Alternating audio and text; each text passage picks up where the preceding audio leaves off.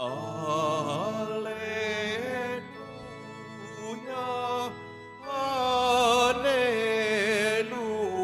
Alleluia,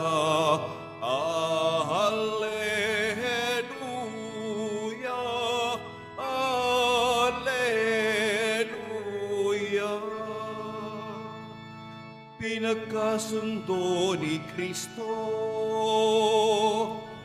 ang Diyos at mga tao, kaya't napatawad tayo.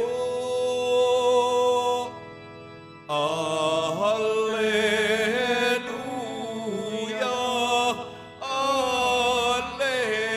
Alleluia, Alleluia, Alleluia.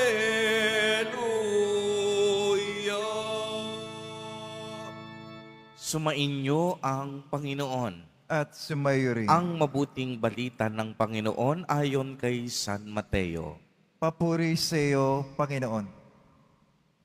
Noong panahong iyon, umalis ang mga Pariseyo at nag-usap-usap kung paano ipapapatay si Jesus. Alam ito ni Jesus, kaya't umalis siya roon. Maraming sumunod sa kaniya at pinagaling niya ang lahat ng may sakit. Ngunit mahigpit niyang ipinagbilin sa kanila na huwag ipapamalita ang tungkol sa kaniya.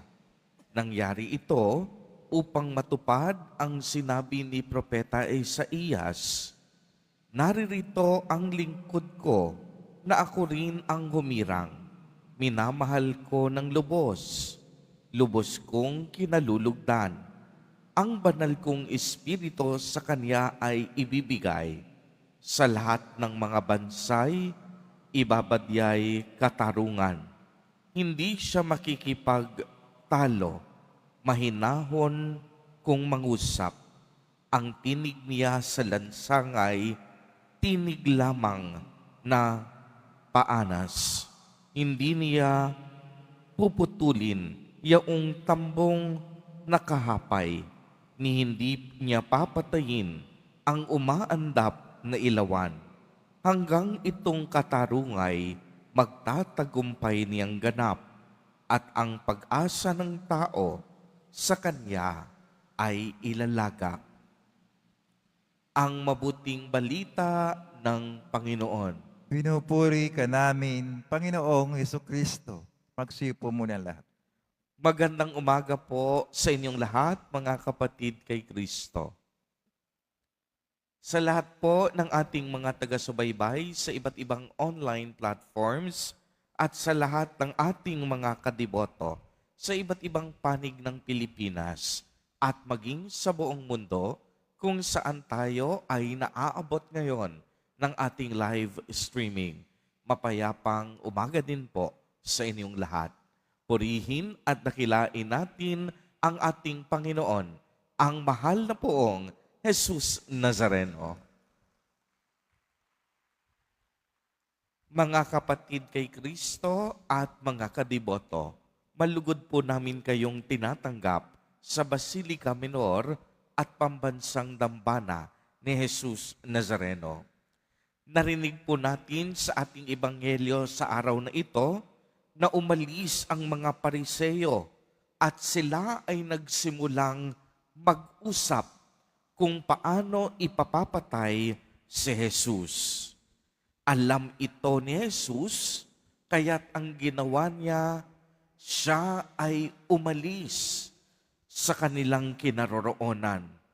Kung inyong mapapansin, tila baga umabot na sa rurok ang puot at pagkainggit ang nararamdaman ng mga Pariseyo. Pagkitil na ng buhay ang kanilang pinag-uusapan. Hindi na biro ang planong ito. Nais nilang ipatumba si Jesus Nazareno. Kaya nga, walang anumang gagawin o sasabihin si Jesus mula sa puntong iyon ang magiging tama sa kanilang paningin. Nakipagsabwatan sila hindi lamang para kalabanin si Jesus, kung hindi para puksain siya. Tumitindi na ang tensyon sa pagitan ng mga Pariseo at ni Jesus dahil hindi sila magtagumpay para mahanapan siya ng butas. Bagamat alam ni Jesus ang masamang balak ng mga Pariseo, hindi ito naging hadlang upang tumigil siya sa kaniyang misyon. Kapayapaan ang hangad ni Jesus at hindi kaguluhan. Kaya't nang malaman niya ang balak na siya'y papantayin, nagtungo siya sa ibang lugar. Hindi ito kaduwagan o pagkatakot, kung hindi isang mabisang pamamaraan na naaayon sa kaniyang turo tungkol sa kapayapaan at pagmamahal sa kaaway. Kapag tayo ang nasa katayuan ni Jesus at alam nating may masamang balak ang ating kapwa laban sa atin, ano ang ating ginagawa? Nakikipaglaban din ba tayo sa kanila? Hinaharangan ba natin ang kanilang mga plano at gumagawa din tayo ng isang hindi magandang plano? Napakaliwanag sa Ebanghelyo na bagamat pinagtatangkaan na ang buhay ni Jesus, hindi ito naging hadlang upang hindi niya ipagpatuloy ang kanyang misyon. Hindi ito naging hadlang upang maging masama si Jesus sa kaniyang kaaway. Sa kabila ng mga ito, nanatiling mabuti si Jesus. Sa kabila ng masamang hangarin sa kanya, hindi siya nagambala sa kaniyang mga plano.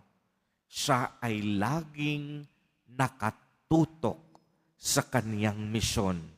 Sa kabila ng lahat ng pagbabanta at pagsalungat, nagpatuloy si Jesus sa kaniyang pagtuturo sa pagpapalaganap ng mabuting balita ng kaligtasan at pagpapagaling ng mga may sakit.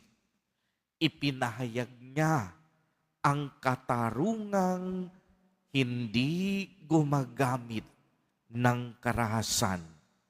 Ang kaniyang kapangyarihan ay hindi politikal at ang kaniyang pamamaraan ay kapayapaan. Mga kapatid kay Kristo, tayo rin inaasahan sa araw na ito na magpatuloy sa kabila ng iba't ibang hamon at banta sa ating paglilingkod. Ngayong araw na ito, medyo hindi maganda ang panahon at bumubuhos ang ulan. Pero hindi ito naging hadlang upang tayo ay magpugay, magpuri at magpasalamat sa Diyos. Sa kabila din ng mga kasamaang nakapaligot sa mundo, huwag tayong hihinto sa ating misyon at paglilingkod. Hindi dahil magaling tayo, hindi dahil kaya ng ating mga pansariling kalakasan, kung hindi dahil alam nating kasama natin si Jesus Nazareno, ang ating guro at Panginoon. Alam natin na ipagtatanggol tayo ni Jesus Nazareno sa lahat ng panganib at kapahamakan. Alam natin na ang misyon ay galing sa Diyos at alam natin na si Jesus Nazareno ang ating kanlungan sa bawat sandali at sa gitna ng laban natin sa buhay na ito. Amen. Purihin at dakilain natin ang ating Panginoon, ang mahal na poong Jesus Nazareno.